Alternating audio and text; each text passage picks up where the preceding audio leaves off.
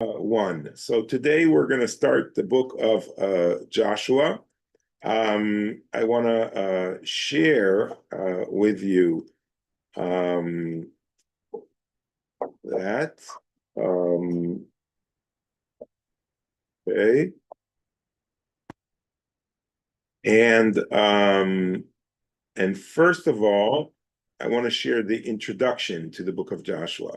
Okay, so Joshua is really the sixth book of the Bible, right? We have the 5 books of Moses and then the book of Joshua. But I'm reminding everyone the Bible is divided into 3 sections, which is the Torah, the 5 books of Moses, then prophets, which begins with Joshua and ends with Ezekiel, right? And then writings. No. It ends with the 12 prophets, the Treyasar prophets. So that would be, I think, Zechariah. And then we have the writings, which is Psalms and Proverbs and the Book of Esther and all those, which are the last part of the Bible, Chronicles, the book of Eicha, etc. Okay, so being the first book after the Torah, okay, the structure of the book of Joshua starts at chapter 1, the first 18 verses, which we're going to read today, is the transfer of leadership to Joshua, okay? The 5 books of Moses is the leader of the people of Israel. He passes away in the desert. God promises the people of Israel to go into the land of Israel. Someone needs to lead them in there. That is Joshua, okay? So there's a big focus on transferring the leadership. We'll talk a little bit more about that. And then God's commission to Joshua, that's the first part of that, Joshua's instructions to the people, and entrance into and conquest of Canaan, okay? Canaan, right? That's how you pronounce it? Canaan? Yeah. Okay. That will be next week when we go to chapter 2 and see and talk about like the conquest of the land. The next theme is the entry into Canaan, which is the capture of Jericho, the crossing of the River Jordan, establishing a foothold at Gilgal, which is a holy site of sacrifices that were done by the Israelites there. Then there's the circumcision of all the Israelites that were not circumcised during the 40 years in the desert. Joshua has like a mass circumcision ceremony. It's like fun. And then they're able to celebrate Passover, okay? And then the victory over Canaan, the destruction of Jericho, which we talked about, the failure and success in the book of Ai, okay? Which is an interesting story of conquest there. And then the renewal of the covenant at Mount Ebal, okay, which are actually, and we'll talk about, we'll see archaeological evidence from the time, probably from the time of Joshua, for that monumental event of the renewal of the covenant at Mount Ebal. That's like right outside of Shechem, Nablus, today's Nablus. Then it goes, chapter 9, it goes into other campaigns in central Canaan, the Gibeonite deception, which is like a nation that lived in the land of Israel, but deceived Joshua and created a pact with him, and he had to keep them alive. We'll go into this whole notion of the book of Joshua of having to really eliminate all the other nations and what was the meaning of that. Campaigns in southern Canaan, campaigns in northern Canaan, and summary of the land conquered, a summary list of the defeated kings, and division of the land among the tribes. Okay, all of that are these chapters that talk about the whole conquest of the land. Yeah. How did Joshua become a wonderful commander when he was a stonecutter in Egypt? I don't know the story that he was a stonecutter in Egypt. It might be one of the the tales of the Midrash of the rabbis. But I think we'll see some maybe comments about that, about how he became a warrior like that later on. Well, you could see the wisdom that he had when he was a scout going around and evaluating the people out there and their enemies. He was very good at identifying what their Yeah, he was. capability was. Yeah, right. Okay, the next part is chapter 13, moving on. God's instructions to Joshua, the tribal allotments. Okay, once they conquered the land, they had to divide the land to the 12 tribes. How they did it, they did a lottery. Okay, each tribe got its own portion according to a lottery that was done. Then there are the eastern tribes. There are 2.5 tribes that were not in the original part of the land of Israel. They were like on the east part of the Jordan River, which is today Jordan and Syria. Were those the ones that requested that they not cross over? Yeah. They would. Yeah, we're going to talk about them even today, because they appear in chapter 1. And then we have the western tribes, the one that are in, what we know today, the Israel. Then including what we call the West Bank. Then the cities of refuge and Levitical cities. Okay, we remember that in the Bible, that if someone accidentally murders someone, kills someone, okay, they could go to a refuge city and be saved by the person who's out to get them. And also the Levites have their own special cities. They have 48 cities allocated for them because they don't have a land, right? They serve God at the temple or at the different cities, at the different locations of sacrifices that are around there.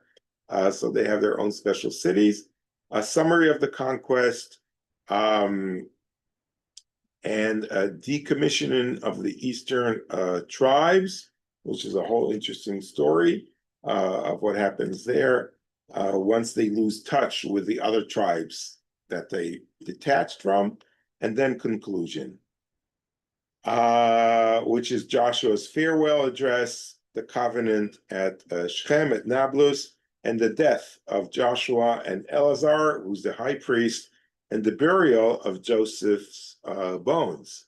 Okay, we remember in the book of Genesis, Joseph swears his brothers, don't forget to take my bones. I want them buried in the land of Israel. When the Israelites leave Egypt, 400 years later, they don't forget it. They take the bones with them in Egypt. I mean, in the desert, in the Sinai desert. Okay. Big scene in it. Yeah, I mean, Yeah. it was a Big scene. he was a big man in Egypt, so Yeah. And then they need to once they settle in the land of Israel, they need to bury it where they promised. They promised they're going to bury it in Nablus. Okay. No, not next to his father. His father is buried in Hebron. Yeah. Okay. He's buried in Nablus. Okay. Okay. That's where they buried his bones, and in his grave is there until today. So who was Joshua's father? Nun. Hmm. Okay, Joshua ben Nun. No. A little bit about authorship and the date and background on the book of Joshua. So the book of Joshua is an anonymous work, although the Babylonian Talmud attributed it to Joshua himself. Okay, the idea was rejected as untenable by the researchers, the modern scholars, and it was recognized that the book must have been written much later than the period it depicted. Okay, the period it depicts, it's around the 12th century BCE, and it's probably written much later, which is the time of the Book of Kings, which is probably the 7th century BC. So that would be like, 500 later, and maybe even revised in the 6th century, 600 later. That's when the Book of Joshua is written. So when you have a book write the events of what happened 600 years ago, you could imagine already what it's tough, but it's like, if it's based on facts that actually happened, so there's a lot of editing there and a lot of changes Part that of have gone throughout. Part of the oral language. No, that's part of the Bible. So the prevailing scholarly view is that Joshua is not a factual account of historical events, okay, but that is in dispute even till today. The apparent setting of Joshua is in the 13th century BC, corroborates with the Bronze Age collapse, which was indeed a time of widespread city destruction. However, with a few exceptions, which is Hatzor and Lachish, destroyed cities are not the ones the Bible associates with Joshua, and the ones it does associate with him show little or no sign of even being occupied at the time. The archaeological evidence shows that Jericho and Ai were not occupied in the Near Eastern Late Bronze Age, although recent excavations at Jericho have questioned this. Okay, so there is still debate among the research, as you can see, but most of the modern scholars say the book of Joshua tells a nice tale of how things happened, that the people of Israel crossed the land and then conquered it, etc. But some of the theories, especially from the Tel Aviv University, which is more like postmodern theory, but the archaeologists there say no, actually the Israelites are a local tribe in the land of Canaan that emerged and sort of like started spreading from within. They didn't cross from the outside. Now, they don't have hard proof evidence. These are all assumptions, of course, but they're basing their proof on a negativity. We can't prove that they crossed the Jordan River and conquered the land of Israel, so we're going to assume it happened in a different way. Doesn't have to be done like this, and this is why there are other scholars that are more traditionalist or more, are more careful. Maybe I don't know how to character them, but they're ones that say no. Joshua existed. The book of Joshua is factual, and there's actually hard archaeological evidence to prove that, like the one on Mount Ebal that I'll share with you when we get to that, and other things like that. But also, to be honest, they don't have a lot of archaeological evidence to back it up. So who's right, who's wrong? It's a question to be left up in the air. And my answer to both sides is like, does it really matter? Okay, it doesn't really matter because you have an entire religion, an entire nation that believes that this happens because they believe the Bible happened, and the Bible is a story that influenced the entire world, not just the Jewish people, right? So the book of Joshua and its messages and its narrative is really what's important, to look at it from a more literature point of view and not necessarily from a factual or archaeological point of view. Well, I thought, Okay, is that like clear, like what I'm trying to? I thought the archaeological evidence, I thought was agreed upon that Jericho was destroyed long before the time of Joshua. Jericho was destroyed a few times, so you really, it's a tell. You have to Yeah. really go and see the layers there. I did a trip there once, and it's fascinating to see, but it's like, it's very hard to distinguish the different, eras. I think also that The when, themes, what? I think when, as we progress from Joshua to Judges and Kings and so on, you realize they're surrounded by a lot of different peoples that were not exactly always friendly with them. And Right, they emerged. for sure. So let's. Okay, By the the way, it was themes, excavations. excavations, sorry, thank you for that. Themes, the themes of the book of Joshua, and this is really what's important: faith and wrath. Okay, the overarching theological theme of the Deuteronomist history is faithfulness and God's mercy, and their opposites, faithlessness and God's wrath. In the book of Judges, which follows the book of Joshua, and the books of Samuel, the one after, and the books of Kings, the Israelites become faithless, and God ultimately shows his anger by sending his people into exile. That's the result, right? At the end of the book of Kings. But in Joshua, Israel is obedient. I would maybe write Israel is still obedient, okay, because the Israelites are a problematic people always. And Joshua is faithful, and God fulfills his promise and gives them the land as a result. Okay. God's wars campaign in Canaan validates Israel's entitlement to the land and provides a paradigm of how Israel was to live there. 12 tribes with a designated leader, united by covenant, in warfare and in worship of God alone at a single sanctuary, all in obedience to the commandments of Moses as found in the book of Deuteronomy. So, in a way, the book of Joshua is an ideal of how things should have been. It's not a very long period of time, okay? It's probably 70, 80 years, something like that. And that's probably the best times that, the Bible could recall of the love affair between God and the people of Israel.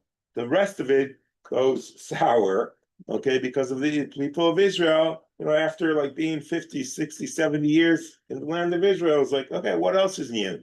Okay, it's nice to worship God, but let's worship other gods, okay? Let's do other things. Let's abandon God, let's explore our options, okay?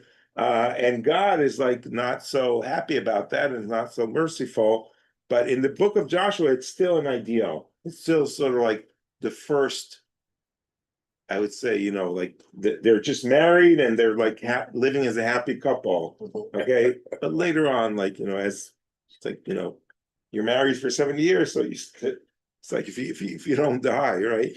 So, problems begin. The second theme is God in Israel. The book of Joshua takes forward Deuteronomy's theme of Israel as a single people worshiping God in the land God has given them. God, as the main character in the book, takes the initiative in conquering the land, and God's power wins the battle. For example, the walls of Jericho fall because God fights for Israel, not because the Israelites show superior fighting ability. This is like a very important point, that it's not the strength and the might, okay? It is by the Spirit of God, okay, that the Israelites are able to win the war. So it won't happen without them, okay, but they need God's Spirit and backing behind them. The walls of Jericho fall in a miraculous way. This is sort of like what they want to tell us, not to trust your strength or your might, because that's something that could pass, could change. The potential disunity of Israel is a constant theme. The greatest threat of disunity coming from the tribe east of the Jordan. Chapter 22 even hints that the land across the Jordan is unclean and that the tribes who live there have secondary status. So the 2.5 tribes that go on the other side of the Jordan River is not the best scenario in that sense, because that also might create like disunity between the people of Israel, and it could create fracture. And it's better for the people of Israel to be united together under one God. Okay. One And leader. one leader. Is it fair to say that after Joshua, the tribes themselves were the ones that were kind of running things, the elders, other than the After Joshua? Levites? Yes. Yeah, well, also during the time of Joshua, there are their elders, and Joshua consults with them. He doesn't think but yes, they run things. But afterwards, there are the period of judges that we'll get to, which changes everything. The theme of you had a question? The theme of the land is the central topic of Joshua. The introduction to Deuteronomy recalled how God has given the land to the Israelites, but then withdrew the gift when Israel showed fear and only Joshua and Caleb had trusted in God. Okay, so we remember the 12 spies that were sent, right? And 10 of those spies decided to kind of like badmouth the land of Israel and said, well, it's a great place, great fruit. They brought, grapes from there, milk and honey flowing, but the giants there are so big and mighty, we cannot conquer. Let's go back to Egypt. And they're like, and they're the majority. They're representing 10 tribes.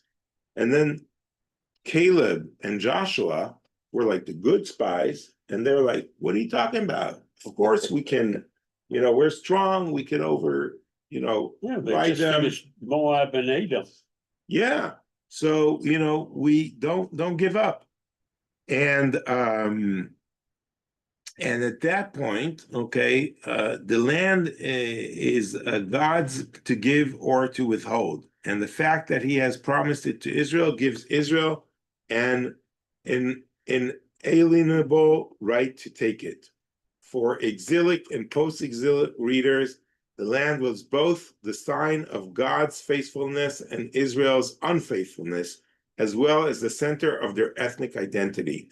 In Deuteronomistic theology, rest meant Israel's unthreatened possession of the land, the achievement of which began with the conquest of Joshua. So the book of Joshua is very important because the land of Israel that we all aspire to and pray to in our daily prayings, like we want to be in the land of Israel and the land of Israel belongs, okay, these themes appear in the 5 books of Moses, but they don't come to fruition. The 5 books of Moses, the Torah, ends in the desert. If you don't keep on reading, you're like, okay, it's just a promise that the land of Israel belongs to the people of Israel, but they never really did anything with that. That's why you have to keep on reading the Bible, and the book of Joshua is very important because it sets the factual, at least the factual from the point of view of the Bible, that the people of Israel settled in the land, conquered it, and it belongs to them. It actually has a list of all the places, okay, that exists. It's not a made-up book in that sense, that it's based on geography, on places that until today are called that, like Jericho. City states. Yeah, right. So, but it is for God to give the land to the people of Israel as long as they follow his word. Was it inalienable that you had a problem with? Yeah, Inalienable. right. Thank you. Okay. The next theme is the enemy. Okay. Joshua carries out a systematic campaign against the civilians of Canaan, men, women, and children. This practice was known as cherem, okay, as described in Deuteronomy, which entailed no treaties with the enemy, no mercy, and no intermarriage. Okay, so there are the 7 nations that occupied the land of Canaan, and they, according to this doctrine, they don't have a place to stay in the land of Canaan. That belongs to the Israelites. The Israelites could create peace and treaties, but not with these 7 nations. Okay, now, factual, according to the book of Joshua, is like they did not throw out these nations. They actually did pact, and they created some kind of like an understanding with these tribes, okay, which God might not be extremely happy with, but the point was that the land is only for the people of Israel and not for anyone else, and therefore it's a very brutal solution, at least from our point of view.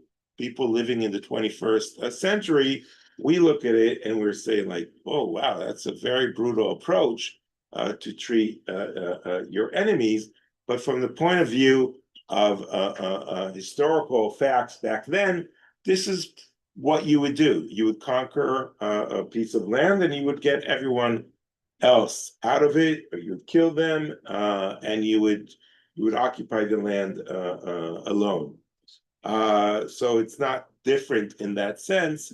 But the main concern here is like that the worry, God's worry is that there will be intermarriage.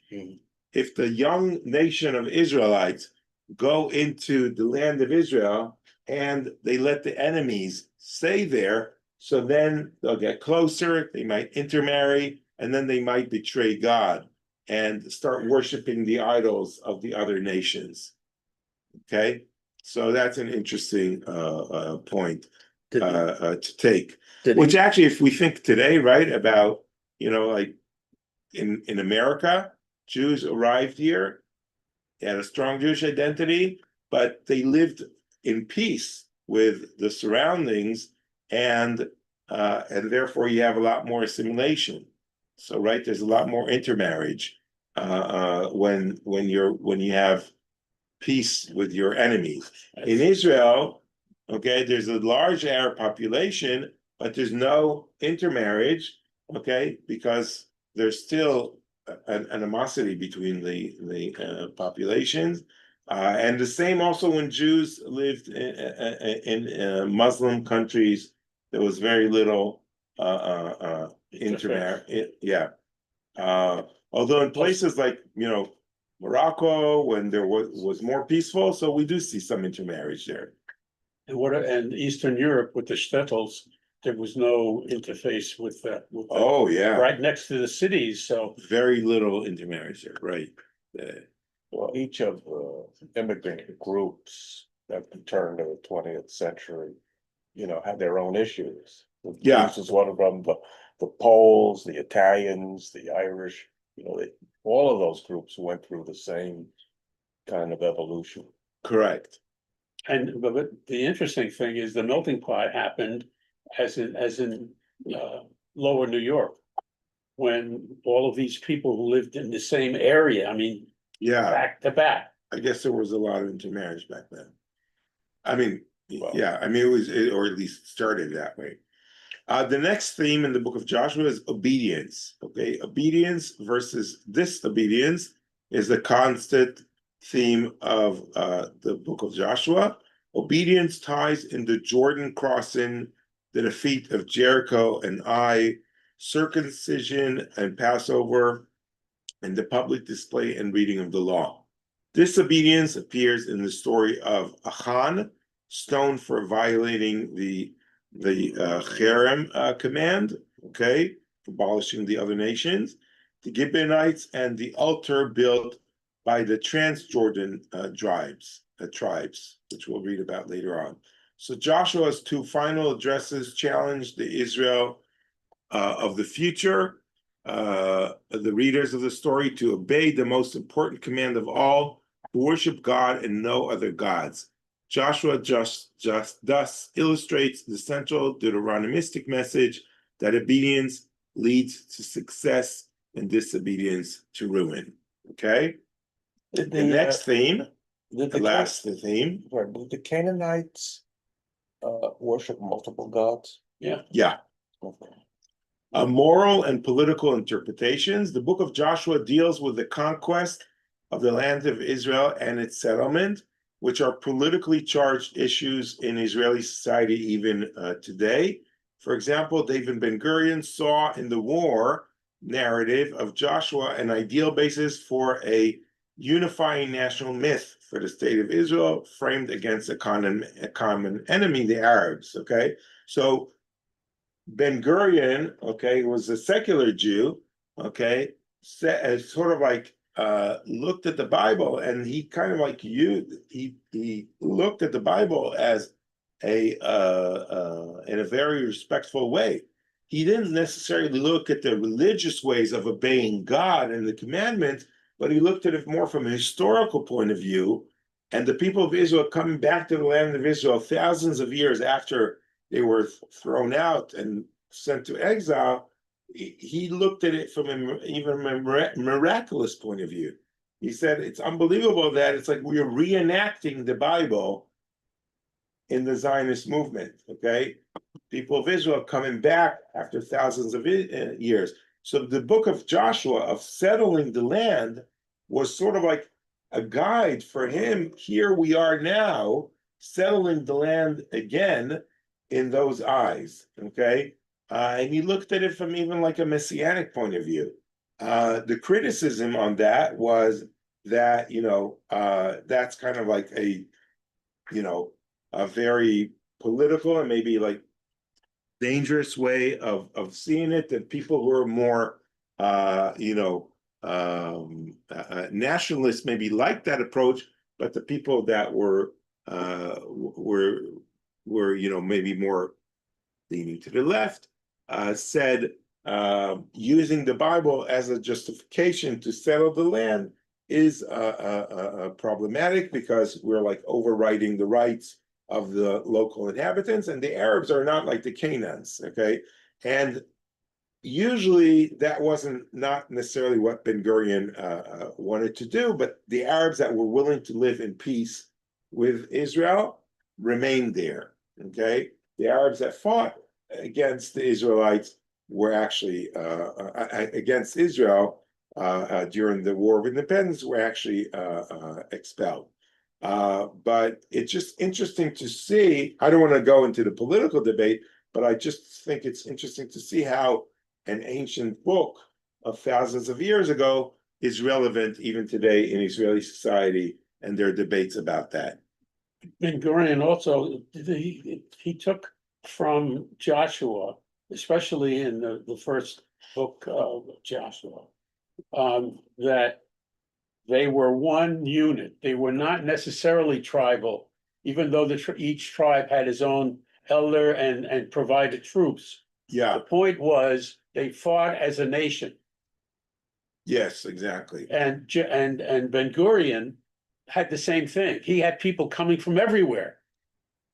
Right, and there are different army groups and sections, and he unified it all in that way. Yeah, and that's true. That also he takes from the book of Joshua, saying sort of like we all have to fight one for another, and then like settle the land.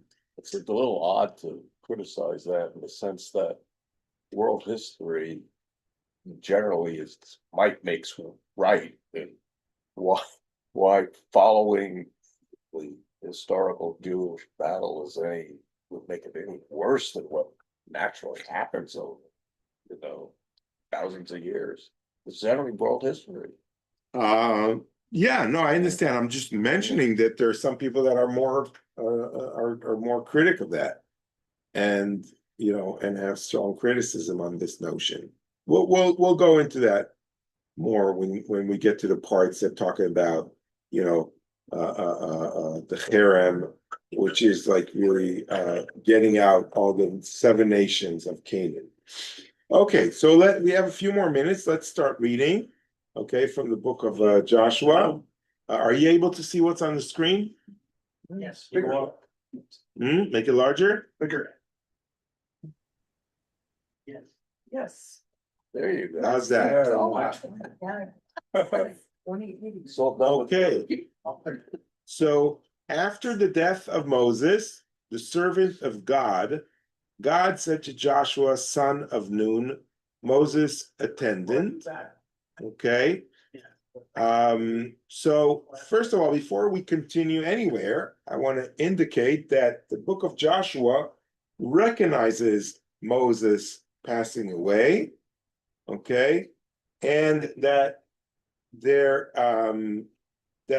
is a question of continuity here, okay, because when Moses passes away in the desert, okay, the Israelites have some options. All options are open. They could go back to Egypt. They could stay where they are, okay, or they could cross the land, or maybe they could decide we no longer want to be a nation. Everyone will integrate at a different place. All options are open, especially after such a strong leader has, right, in the United States, okay, before it became the United States of America, they were ruled by a king in England, right? That could have continued until today, right? It's like, no, but someone decided to rebel and create a nation and create an identity of Americans, okay? Was that just a natural course, or that something that happened by people and leaderships? Okay, so we attribute to George Washington, right, who established America or the United States, a lot. We give him a lot of credit. Without him in history, we don't know exactly what would have happened. So historical events happen, but people lead these historical events. So the passing away of a leader like Moses and leaving them at the junction before entering the land creates a lot of tension of where is this going. So I just want to point this out. It's not so natural that, oh, Moses passes away, and Joshua doesn't have the leader, let's go into the land. Actually, even the Bible says it's very difficult. It didn't happen that way, or else we would have skipped the book of Joshua, and we would just said, Moses passed away in the desert, and then the people of Israel went into the land of Israel, settled it, and built the temple, right? That could have been the story. But no, the Bible goes through a lot of trouble telling us all the tales of conquering the land and the decisions to go into the land and how it happened. It means it was not easy. And we need to pay close attention to this and also understand the other options that they had of going back to Egypt or settling where they are already. They could have said, okay, we achieved enough. We fought against other nations, Edom and Moab, and let's settle there. Okay, Israel could have been in Jordan today, in Syria, and not something the other that's places. said here, Iraq. which, Yeah. which I mean, it just came to me is that Joshua retained the authority and respect for Moses. Many people who succeed denigrate the person who came before him, and you got to look at Egypt. Every pharaoh that came along, in some cases destroyed any remnants. Right. Of the people that. So that's really the next point I want to make. Is very, very good point that you're making. Is that leadership also goes to the next person in a pretty flawless way, right? God says so and it happens. That usually is not the case, right? King Saul and then transferring the leadership to King David, that goes with a lot of battles back and forth. They want to kill, Saul wants to kill King David the whole time, although David is chosen by God, but still, Saul almost kills him. Well, Saul made the big error, right? He made the big sin against God because God told him what to do. I know, but the transferring of leadership is not so smooth. But here, it's very smooth. Here, the next verse, God says to Moses, to Joshua, my servant Moses is dead. Prepare to cross the Jordan together with all this people into the land that I am giving to the Israelites. Okay, and here's a big one to Moses, to Joshua, I'm sorry. He's telling him, Moses didn't make it, you will. Can you imagine Joshua getting the news that, he has the responsibility of doing what, was promised to the people of Israel for all these years, and it's all now on his shoulders? That's a big a load for him to take. And God tells him, every spot on which your foot treads, I give to you as I promised Moses. Okay, so he's like telling, you are Moses. You are going to be Moses. You're not just a leader. Okay, the capacity of your leadership is like Moses. That could be very intimidating for Joshua. And he tells him, your territory shall extend from the wilderness and the Lebanon to the great river, the river Euphrates on the east, the whole Hittite country, and up to the Mediterranean, and the Great Sea on the west. Yes. Does anybody know how old Joshua might have been at that time? I think he was around the 40. Okay, I'm not sure. No, probably more than 40 because I don't remember. 50 or 60. 50 or 60. It's really hard I to have to tell look at that, okay? But look at this interesting territory here, okay? So, right, it says, the verse we just read, your territory shall extend from the wilderness, okay, and the Lebanon. So that's, here is Lebanon, okay? The wilderness might be here. To the great, the great river, is that the Nile?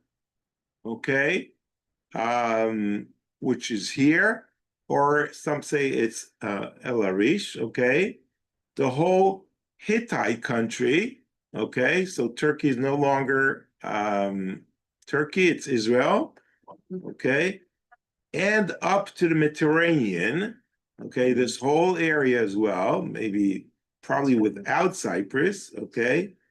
And the Euphrates River.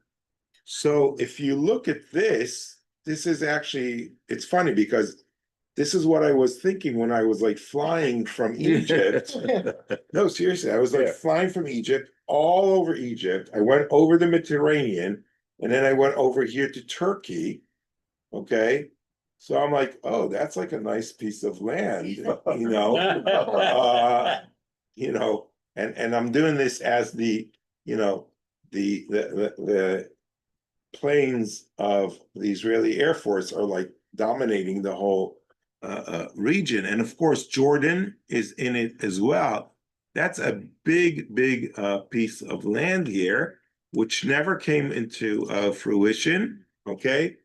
But some commentators believe that the river of Egypt refers to the Nile, or actually here to the El Arish Valley, which forms the southwestern border of Israel. Either way, the promised land was to stretch the river of Egypt in the south to the Euphrates in the north.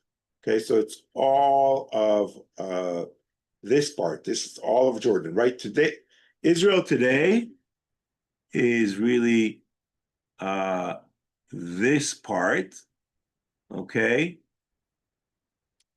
And the Israel of the Joshua is all of this, including Jordan and big parts of Syria, and I don't know if parts of Turkey, depends on the different explanations. So I'm giving you different versions of it, and here you see this 3D. This is even more. From the wilderness of the Lebanon, even as far as the great river, the Euphrates, okay?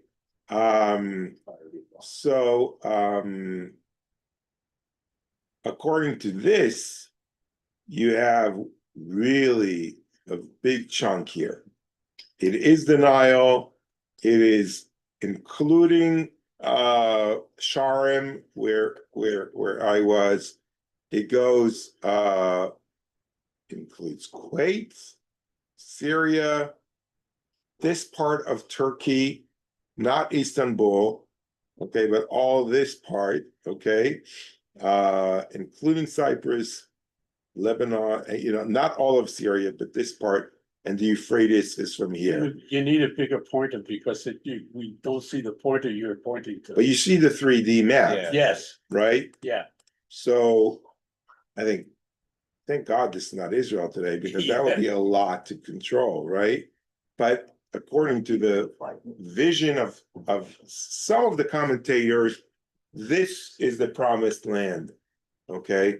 But when you think about it today, it's really much smaller. It's just this part here, just the part that's today, you see here in the kind of like yellowish, right?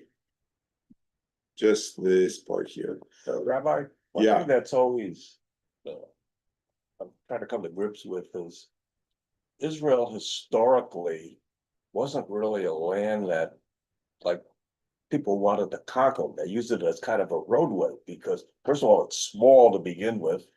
And I've always wondered how much of it in biblical times was actually fertile. I mean, how much could a conqueror, what could they do with it? Well, it's a very fertile area. It was Okay, fertile. if we look at the tribes of Asher are all over Jordan. Lebanon, sorry. Okay. The tribes of Naphtali are the other parts of Jordan, and the Galilee, the Sea of Galilee. The tribes of Dan and Manasseh are all over Syria, okay, and the Golan Heights. Gad is all, and Reuben are all over Jordan, okay.